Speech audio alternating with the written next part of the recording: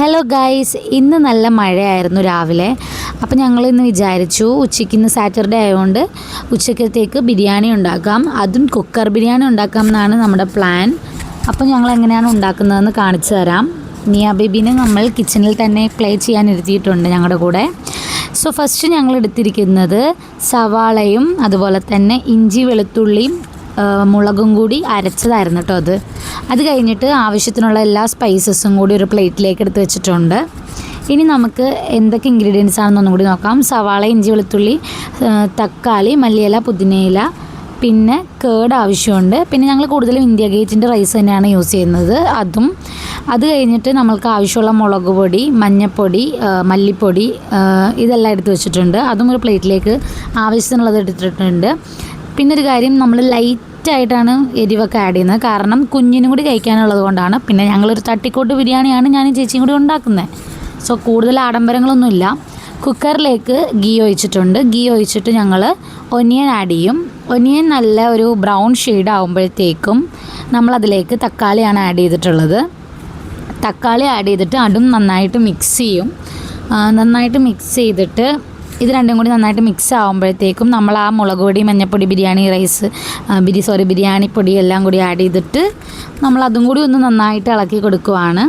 അത് കഴിഞ്ഞിട്ട് ആ ഗ്രേവിയിലേക്ക് ഒരു ഇത്തിരി തൈര് നമുക്ക് ആവശ്യാനുസരണം ചേർക്കാം. ഒരു ഇത്തിരി തൈരും കൂടി ആഡ് ചെയ്തിട്ട് ഫ്രഷായിട്ട് കഴുകി വെച്ച ചിക്കൻ അതിലേക്ക് ഇടുവാണ്. ചിക്കൻ അതിലേക്ക് ഇട്ടിട്ട് അതും നന്നായിട്ടൊന്ന് മിക്സ് ചെയ്ത് കൊടുക്കുന്നുണ്ട്. നന്നായിട്ട് മിക്സ് ചെയ്ത് കൊടുത്തിട്ട് ഇതിലേക്ക് നമ്മൾ ആഡ് ചെയ്യുന്നത് മല്ലിയിലയും പുതിനയിലയുമാണ്.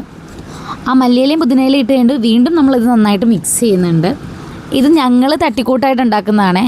അപ്പോൾ ഞങ്ങളിത് നന്നായിട്ട് മിക്സ് ചെയ്ത് കൊടുത്തു. എന്നിട്ട് ഇത് അടച്ച് വെച്ച് ഒരു 2-3 വിസിൽ, ചിക്കൻ ഒന്ന് വേവാൻ വേണ്ടിയിട്ട് ഒരു 2-3 വിസിൽ വരെ ഞങ്ങൾ വെയിറ്റ് ചെയ്യും. അത് കഴിഞ്ഞിട്ടാണ് നമ്മളിത് ഓപ്പണാക്കി നോക്കുന്നത്. വിസിൽ വന്നിട്ടുണ്ട്. ഇനി നമുക്കിത് ഓപ്പണാക്കാം. ഓപ്പൺ ആക്കിയപ്പോഴത്തേക്കും ഇതിലേക്ക് ചിക്കനൊക്കെ നന്നായിട്ട് വെന്തിട്ടുണ്ട്. അത് കഴിഞ്ഞിട്ട് നമ്മൾ റൈസ് ഇടും. ഈ ചിക്കനിലേക്ക് റൈസ് ഇടും. റൈസ് ഇട്ടിട്ട് നമ്മൾ വീണ്ടും കുക്കർ അടച്ച് വെച്ചിട്ട് വേവിക്കാൻ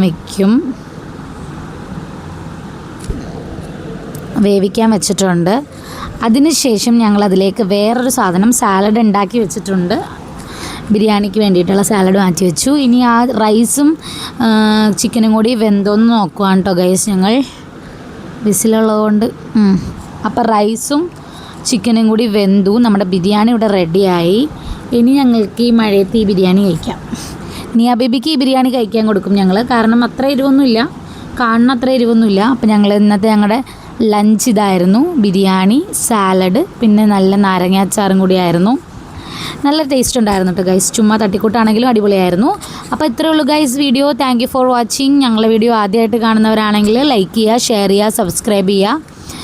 അപ്പോൾ തുടർന്നുള്ള വീഡിയോസ് കാണാനായിട്ട് ഞങ്ങളുടെ ചാനൽ മസ്റ്റായിട്ട് സബ്സ്ക്രൈബ് ചെയ്യണം. അപ്പോൾ അത്രേ ഉള്ളൂ. Bye guys. വേറൊരു കാര്യം, ഈ വീഡിയോ ഞാൻ ഇത്ര ഫാസ്റ്റിൽ പറയുന്നത് എന്താണെന്ന് വെച്ച് കഴിഞ്ഞാൽ ഈ വീഡിയോയുടെ ലെങ്ത് അത്രയേ ഉള്ളൂ. അതുകൊണ്ടാണ് ഞാൻ വേഗം കാര്യങ്ങൾ പറഞ്ഞു പോകുന്നത്.